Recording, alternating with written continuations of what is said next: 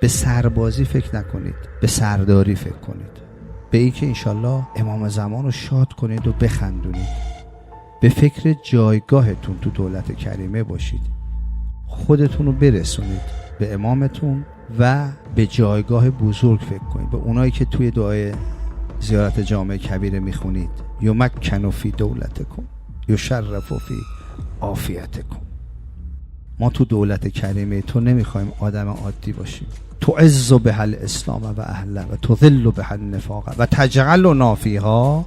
تو اون دولت من الدعات الی طاعتک و القادة الی سبیلک. ما تو اون دولت رهبر جامعه باشیم، دعوت کنندگان مردم به طاعت تو و رهبر به راه تو باشیم تو اون دولت. لازمش این هستش که الان با بصیرت حرکت بکنیم، با برنامه حرکت بکنیم و این بصیرت و برنامه یه زیرساخت محکم میخواد و اون زیرساختش هم همدلی و وفاداری هستش که آقا فرمودن.